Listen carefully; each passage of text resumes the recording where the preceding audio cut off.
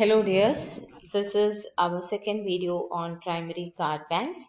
In the last video we discussed about what is primary card banks and what was the stages of its evolution or its formation, that from land mortgage banks, how it became the primary card banks. And now in today's video, we'll be discussing about the procedure for applying and granting loans in primary card banks. This is the only term lending institution in the cooperative structure. So the procedure for granting loan, obviously, to get loan from primary card bank, the person should become the member of the bank. So first of all, you have to acquire the membership, then apply in the prescribed format, everything you know. Along with the application, the following documents need to be submitted.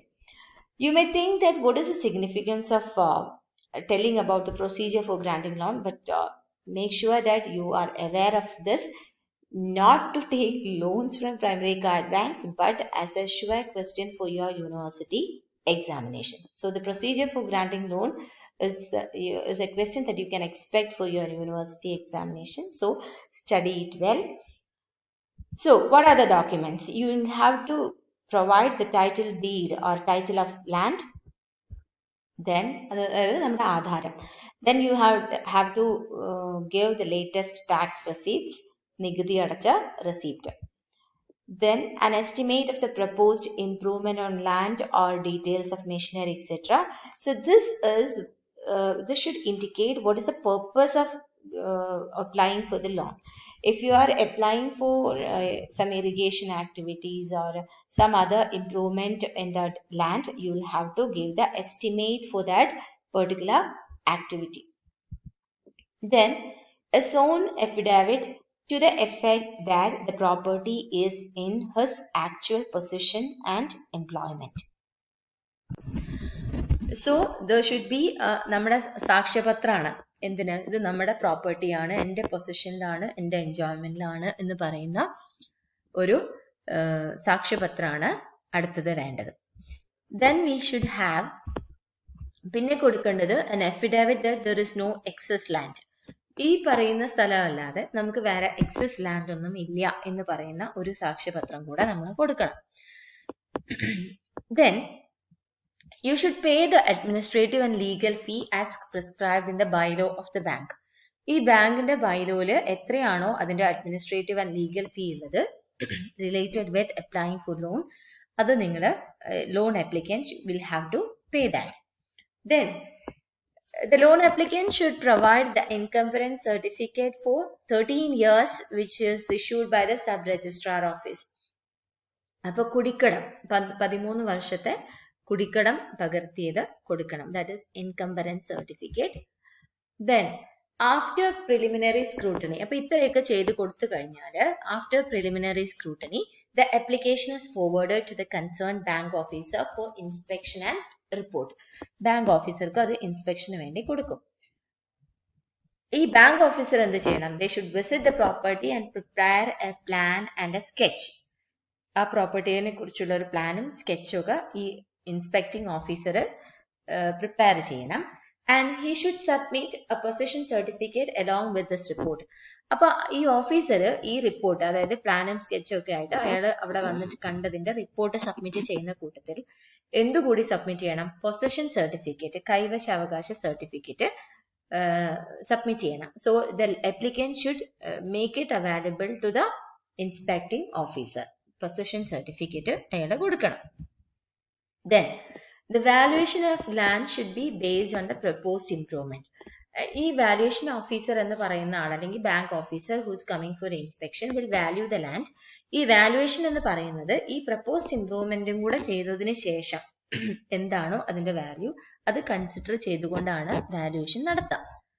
Then the valuation of land for loan up to and inclusive of rupees 10,000 അത് senior bank supervisor ആണ് ചെയ്യുക. ഇത് 10,000 രൂപ വരെ ഉള്ള ലോണുകൾക്കാണെങ്കിൽ അത് land value ചെയ്യുക എന്ന് പറയുന്നത് സീനിയർ ബാങ്ക് സൂപ്പർവൈസർ ചെയ്താൽ മതി. 10,000 വരെ ആണെങ്കിൽ 10,001 മുതൽ 20,000 വരെയാണെങ്കിൽ if the loan amount is between 10,001 to 20,000, then the valuation is carried out by the agricultural officer ആണ് അത് ചെയ്യുക.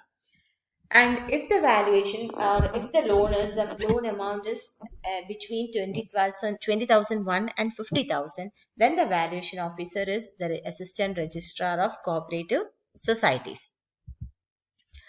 The investigating officer should submit, the investigating officer should submit technical enquiry report. അപ്പോൾ ഈ ലോൺ എമൗണ്ടിന് അനുസരിച്ച് ഇത് valuation നടത്തുന്നത് ആരാണോ അവരൊരു ടെക്നിക്കൽ എൻക്വയറി റിപ്പോർട്ട് സബ്മിറ്റ് ചെയ്യണം. ഇതെല്ലാം ചെയ്യാനാണ് 5 ദിവസം. കാരണം ഈ പ്രൈമറി കാർഡ് ബാങ്ക്സ്, നമ്മുടെ സ്റ്റേറ്റ് കാർഡ് ബാങ്ക്സ് പറഞ്ഞു അവരെതിരെയുള്ള ഏറ്റവും വലിയ പ്രോബ്ലം എന്ന് പറയുന്നത് ഡിലേ ഇൻ പ്രൊവൈഡിങ് ലോൺസ് ആണ്. അപ്പൊ ആ ഡിലേ കുറയ്ക്കാൻ വേണ്ടിയിട്ട് മാക്സിമം 14-15 ദിവസത്തിനുള്ളിൽ ഈ ലോൺ പ്രൊസീജിയേഴ്സ് ഒക്കെ കംപ്ലീറ്റ് ചെയ്യണമെന്നാണ്. അതിനുശേഷമാണ് ഈ 5 ദിവസത്തിനുള്ളിൽ ഈ പറഞ്ഞ പ്രോസസ്സുകളൊക്കെ ചെയ്യണം എന്നുള്ള നിർബന്ധം വന്നിട്ടുള്ളത്. Then the file is sent. ഇപ്പൊ ഈ 5 ദിവസത്തിനുള്ളിൽ ഇതൊക്കെ ചെയ്ത് കഴിഞ്ഞാൽ ഈ ഫയൽ എങ്ങോട്ട് സെൻഡ് ചെയ്യും? Is sent to the legal advisor of the bank within 2 days for his opinion. Legal അഡ്വൈസർക്ക് സെൻഡ് ചെയ്യും. 2 ദിവസത്തിനുള്ളിൽ അയാളുടെ ഒപ്പീനിയൻ അറിയിക്കണം. After this, the file will be placed before the president of primary card bank for sanction. സാങ്ഷന് വേണ്ടി പ്രസിഡന്റിന്റെ മുമ്പിലെത്തും. Legal sanction കൂടെ കിട്ടിക്കഴിഞ്ഞാൽ. ഇനി the president is authorized to sanction the loan up to rupees 30,000 subject to the ratification of management committee. ഈ ബാങ്കിന്റെ management committee ratify ചെയ്യുകയാണെങ്കിൽ പ്രസിഡന്റിന് 30,000 വരെയുള്ള ലോണ് സാങ്ഷൻ ചെയ്യാനുള്ള അതോറിറ്റി മാത്രമേ ഉള്ളൂ. Then, after sanctioning, the office should prepare a draft of mortgage deed. ഈ 30,000 വരെയുള്ളതാണെങ്കിൽ അത് സാങ്ഷൻ ചെയ്ത് കഴിഞ്ഞാൽ, പ്രസിഡന്റ് സാങ്ഷൻ ചെയ്ത് കഴിഞ്ഞാൽ ഇതൊരു മോർഗേജ് ഡീഡ് ഉണ്ടാക്കണം. A sworn affidavit to the effect that the borrower has not created any charge on the asset after filing the application needs to be obtained. പിന്നെ ഒരു സാക്ഷ്യപത്രം കൂടെ അപ്ലിക്കന്റിന്റെ അടുത്ത് നിന്ന് വാങ്ങും. അതായത് ഈ ലോണിന് അപ്ലൈ ചെയ്തതിന് ശേഷം, അപ്ലൈ ചെയ്യുമ്പോൾ നമ്മളൊരു സാക്ഷ്യപത്രം വാങ്ങിച്ചിട്ടുണ്ട്, അപ്ലൈ ചെയ്തതിന് ശേഷം അയാൾ അതിന് മുകളിൽ വേറെ ചാർജ് ഒന്നും ക്രിയേറ്റ് ചെയ്തിട്ടില്ല, വേറെ എവിടെയും കൊണ്ട് പണയം വെച്ചിട്ടൊന്നുമില്ല എന്ന് പറയുന്ന ഒരു സാക്ഷ്യപത്രം കൂടെ വാങ്ങിക്കണം. On receipt of registered mortgage deed and the sworn affidavit, the bank can disburse the first installment of the loan. അപ്പൊ ഈ മോർഗേജ് ഡീഡ്, ഇപ്പൊ ഈ കോപ്പറേറ്റീവ്സിന് ലോൺ എടുക്കുന്നവർക്ക് അറിയാതെ അവരുടെ പേരിൽ രജിസ്റ്റർ ചെയ്യാണ് ചെയ്യുക. അങ്ങനെ ഈ മോർഗേജ് ഡീഡ് ഉണ്ടായി കഴിഞ്ഞാൽ, പണയത്തിന്റെ ഡീഡ് ഉണ്ടായി കഴിഞ്ഞാൽ, ഈ അഫിഡാവിറ്റും കൂടി കിട്ടിക്കഴിഞ്ഞാൽ ഫസ്റ്റ് ഇൻസ്റ്റാൾമെന്റ് ബാങ്കിന് കൊടുക്കാം. ഇനി ഈ loan amount if it exceeds 30,000 വരെയല്ലേ പ്രസിഡന്റിന് ചെയ്യാൻ പറ്റുള്ളൂ. 30,000 മേലെയാണെങ്കിൽ it will be recommended to the state card bank. Apex ബാങ്കിനെ അറിയിക്കും. അത് എപെക്സ് ബാങ്ക് ആണ് ഇതിനെ സാങ്ഷനിങ് ചെയ്യാം.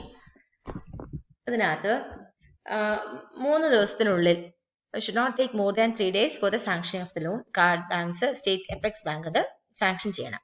The sanctioning of the loan is intimated to the primary card banks with the instruction to obtain the registered mortgage deed from the borrowers. അങ്ങനെ ഈ ഇങ്ങനെ apex bank sanction ചെയ്ത് കഴിഞ്ഞാൽ അത് കാർഡ് ബാങ്ക്സിനെ അറിയിക്കുകയും, പ്രൈമറി കാർഡ് ബാങ്ക്സിനെ അറിയിക്കുകയും അവരോട് രജിസ്റ്റേർഡ് മോർഗേജ് ഡീഡ് ഒക്കെ വാങ്ങിക്കാനും ആവശ്യപ്പെടുകയും ചെയ്യും. പിന്നെ the primary card bank should obtain a second encumbrance certificate after 120 days of registration of the mortgage deed. ഈ മോർഗേജ് ഡീഡ് രജിസ്റ്റർ ചെയ്ത് 120 ദിവസത്തിന് ശേഷം പ്രൈമറി കാർഡ് ബാങ്ക്സ് എന്ത് ചെയ്യണം? അവര് പിന്നെ ഒരു എൻകംബ്രൻസ്, ഒരു കുടിക്കടം കൂടെ 120 ദിവസത്തിന് ശേഷം ഒരു കുടിക്കടം കൂടെ പകർത്തി വാങ്ങിക്കേണ്ടതാണ്.